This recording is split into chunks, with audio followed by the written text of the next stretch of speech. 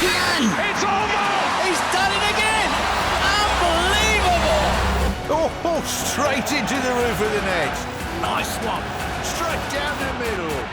So, a good performance from both teams. Hi, you're watching Firstpost. I'm Rupha Ramani. Let's get started.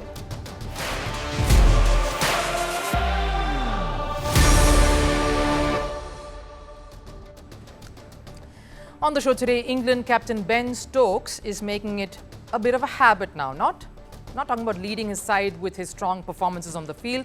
I'm referring to his tantrums and churlish behaviour that he seems to be indulging in more and more. As we head to test number 5, the last in the series, was England right in hustling India to shake hands and call it a draw at Manchester before play officially ended? One England team, of course, is playing with and winning with grace. The England women's football side did the impossible, beat Spain to lift the Euros, exacting their revenge. But controversy marred this one too, with wishes from the royal family missing a key player, their black athlete instrumental to the win, Michelle Ajimang. And Indian football under the scanner again, first for acknowledging that Xavi Hernandez actually did apply for the head coach's role, and then that they rejected him, only to now acknowledging that it was all a prank. Will Indian football ever catch a break here? But first, the headlines on Sports 360. Starting with chess, 19-year-old Indian prodigy Divya Deshmukh has won the FIDE Women's World Cup. She beat compatriot Koneru Hampi to become India's first female World Cup winner. Deshmukh lifted the trophy by winning the tie-break 2.5 to 1.5 points. With this, Deshmukh has also become India's 88th Grandmaster. She is the 4th woman after Hampi, Vaishali Ramesh Babu and Harika Dronavalli in taking the prestigious Grandmaster title. In cricket, India's vice-captain Rishabh Pant will miss the final test versus England. The wicketkeeper batter fractured his toe due to a Vokes delivery in the 4th test. Pant has been replaced by Tamil Nadu batter and keeper N. Jagdishan. Meanwhile, India captain Shubman Gill said they are mulling over whether they should include Jasprit Bumrah for the series finale. Gill says if Bumrah is fit, he will give a massive boost to the ranks. India is trailing England 1-2 as they head to the Oval. Australia have taken a 4-0 lead in the 5-match T20 series over West Indies after they beat the hosts by 3 wickets in the 4th game. Put into bat first, West Indies posted 205 with Sherfane Rutherford scoring 31 of 15. In response, it was Glenn Maxwell's quick-fire 47 that took the Aussies home with 4 balls to spare. And over in Formula 1, the race for Drivers' Championship heats up within McLaren. Oscar Piastri won the Belgian Grand Prix to extend his lead by 16 points at the top. His teammate Lando Norris finished second. Ferrari's Charles Leclerc rounded off the podium. In tennis, 7-seeded Alex de Minaur held his nerves to win the Washington Open. The Australian lost the first set to Alejandro Davidovich Fokina, but bounced right back to win the match 5-7, 6-1, 7-6. This is de Minaur's 10th ATP Tour level title. Over in the women's draw, 22-year-old Leylah Fernandez secured the title by beating Anna Kalinskaya in straight sets. This is Fernandez's first title of the season.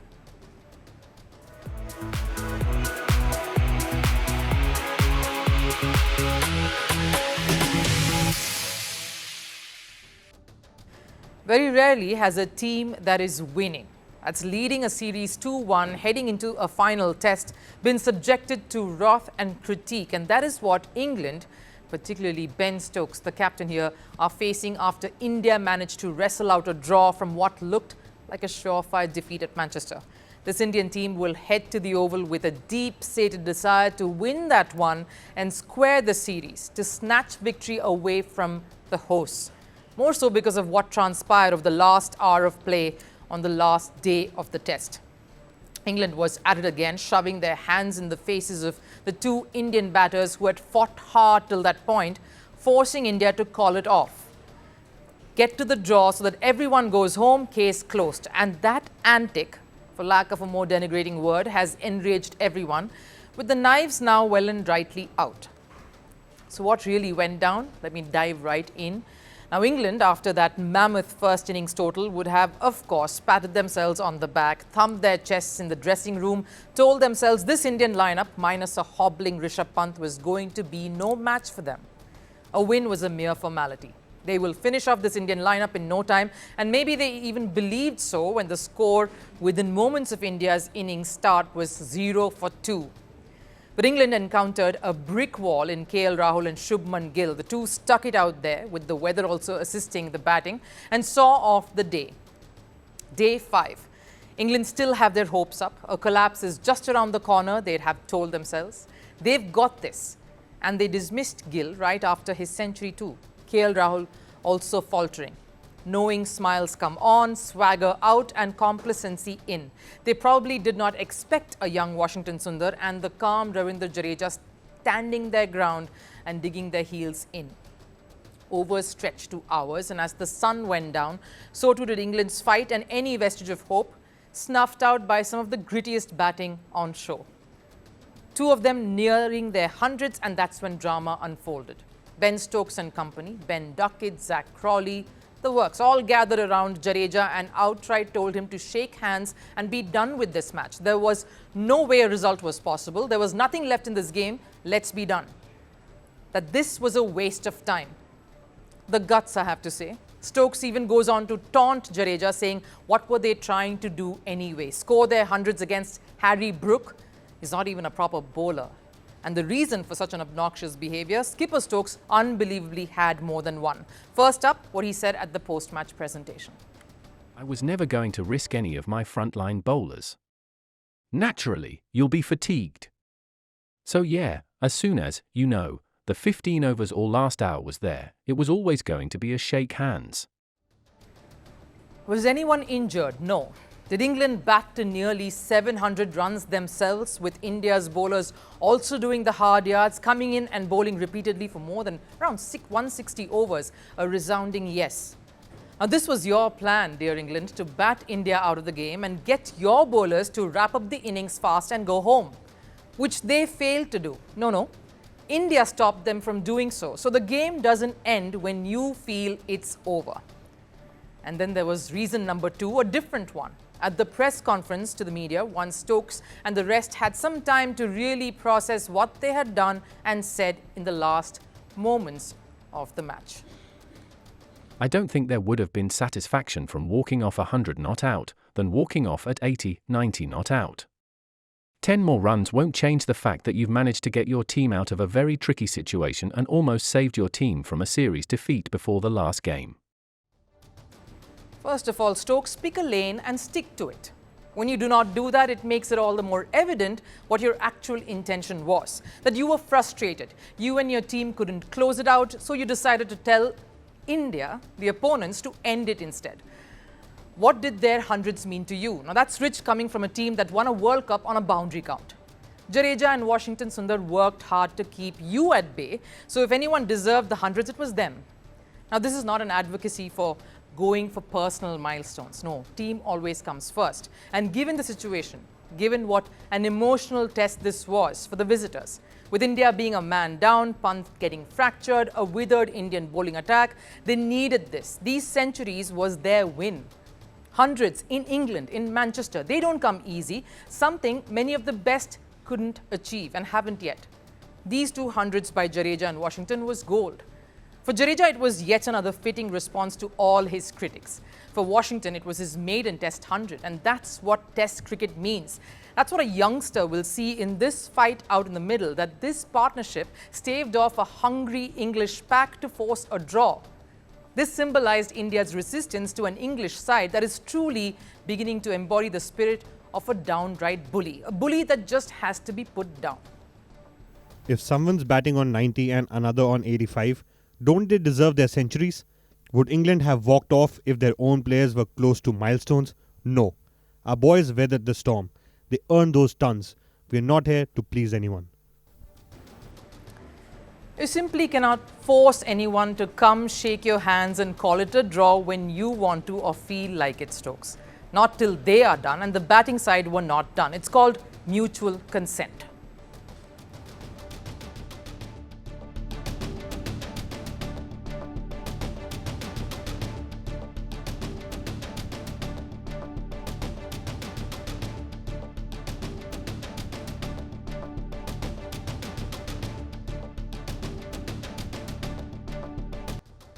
So why was it then?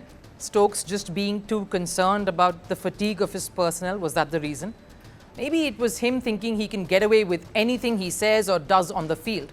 Or hold on, did he time travel to the past and forget that India is no longer a Britain's colony? Or is this just plain arrogance and a sense of entitled behaviour that has no business anywhere and definitely not on a sporting field?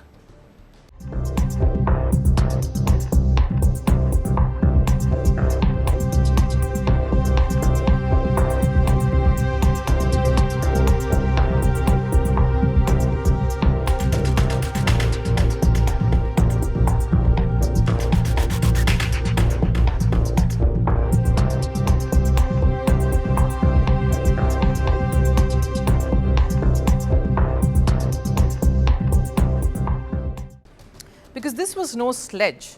If they want a crash course, they can contact the Australians and maybe take some lessons from India's Virat Kohli. But kudos to Jadeja for handling all of that noise and chatter so well. He went about his business with a smile, saying that we're not going to shake hands and call it a day just yet. Not till we want to. Showing that at times a smile is probably the best way to counter the obnoxious. Now, you think England would be humble enough to acknowledge they were outdone here, accept the well-fought draw with some humility, but clearly not.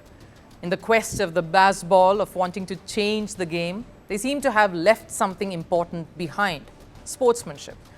And the fifth test at the Oval now is going to be a much anticipated affair with all to play for and a series well and truly on the line.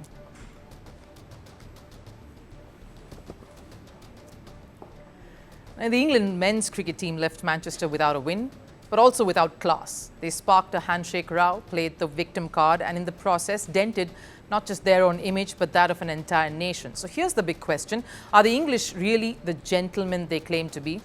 Well, thankfully, there's one English side showing the nation how to win with grace, grit, and true sportspersonship. England's women's football team have made history, defending their European title by beating world champion Spain and away from home.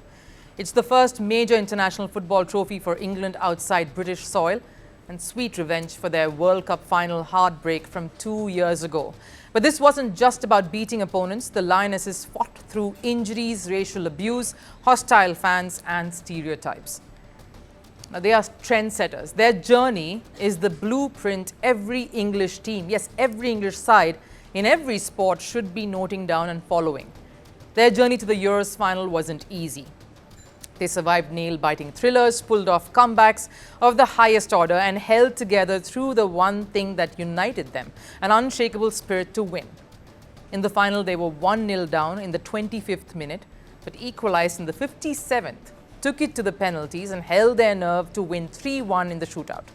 But what stood out the most, it wasn't just the result, it was how they carried themselves as true role models.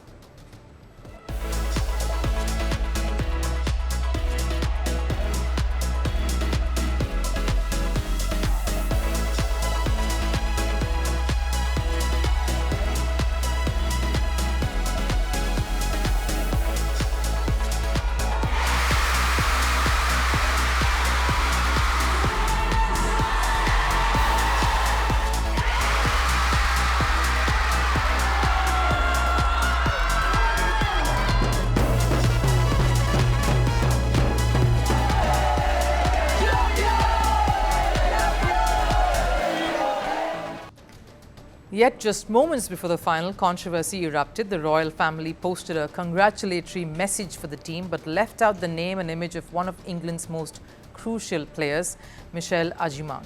Who is she? She's a 19-year-old promising prospect. She scored the most important goal in their campaign, an extra-time winner against Italy that took them into the final.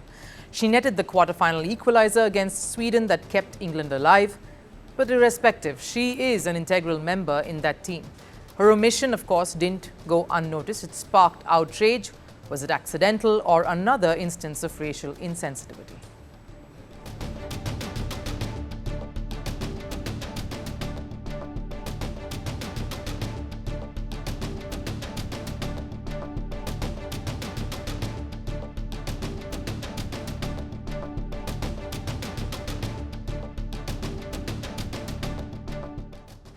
The most obvious observation here, when you celebrate a team, you ignore no one, and more so the hero who got them there. Now, this wasn't the only episode that could have rattled the Lionesses. Midfielder Jess Carter faced a torrent of online abuse during the tournament, but the response was powerful from teammates, the FA and even the Prime Minister. England stood by her.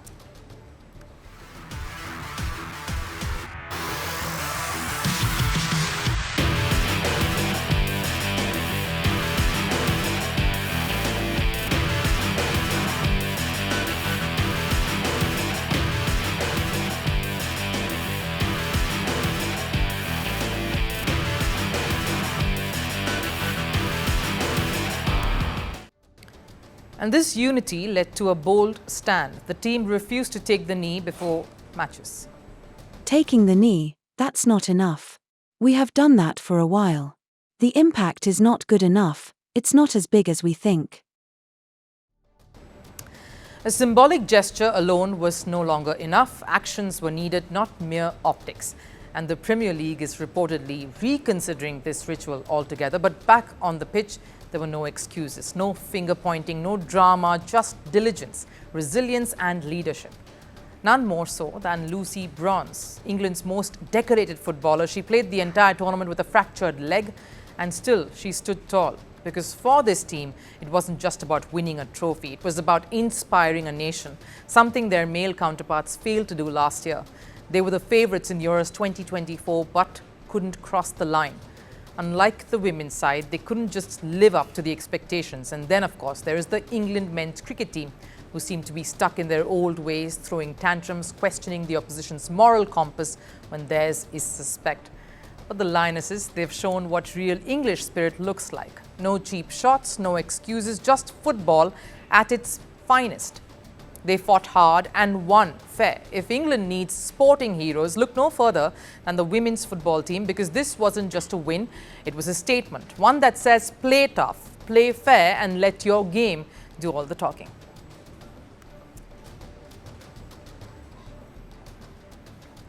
Indian football's coach hunt has turned into a national joke. First, they posted a LinkedIn-style job listing and now rejecting the Spanish World Cup winner and Barcelona legend Xavi Hernandez for the role, or at least that's what they claimed. Only problem, Xavi never applied. And once again, the AIFF has embarrassed Indian football on the global stage. For 2 years, India's failures on the pitch have drawn heat. Now, it's the people running the sport off the pitch who seem to be carrying that baton as well. Over the weekend, headlines exploded. AIFF rejects Xavi. It all started when Indian football director Subrata Paul told the media that Xavi had officially applied to coach India. Then, of course, came another report claiming AIFF rejected them due to budgetary constraints. Cue the memes, cue the mockery. Then, of course, came another twist. AIFF put out a public statement.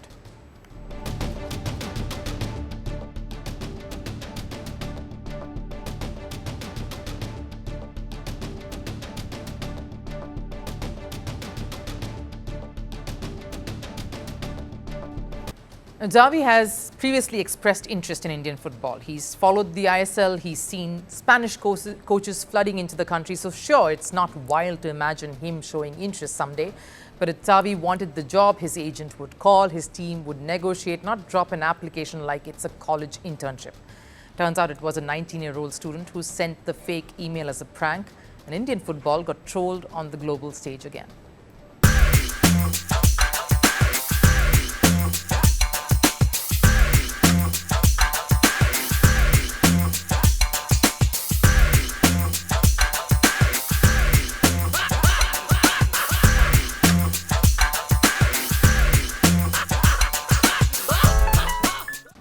So now the larger question, did the Federation actually believe Xavi applied and didn't do the checks, or did they want people to believe so?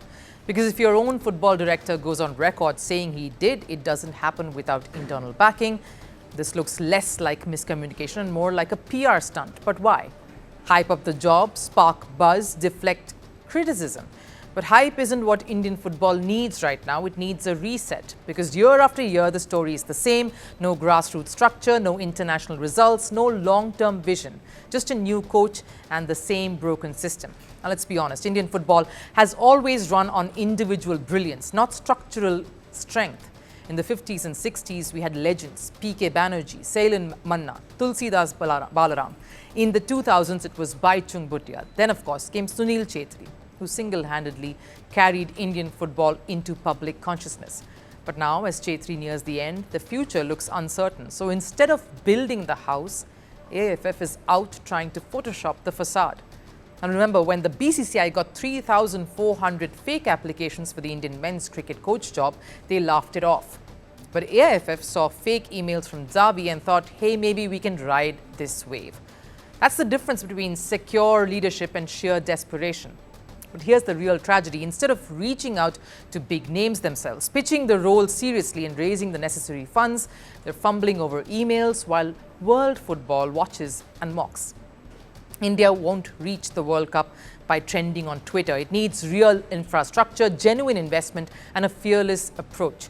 Look at the Indian women's team qualifying for AFC Asian Cup, fighting tooth and nail despite little support. There's talent in this country, that there is no doubt of. There's passion in the stands, we've seen that. But what's missing is governance of it that matches the fire that we see on it. So, dear AIFF, don't sell dreams with fake headlines, build a future with real decisions, hire the right coach, fix the system at the grassroots level, stop chasing email hoaxes and start chasing results. Maybe then the meme factory will finally stop.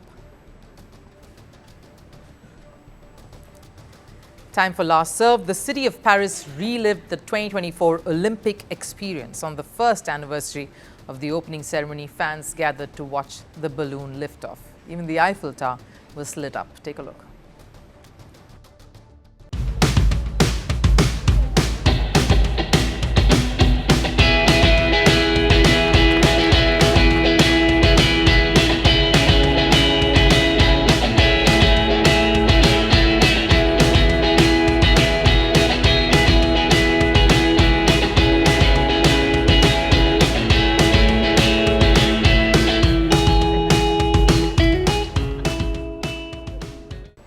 That wraps it up here on First Sports. I'll of course see you again tomorrow. Till then, do take care. Bye-bye.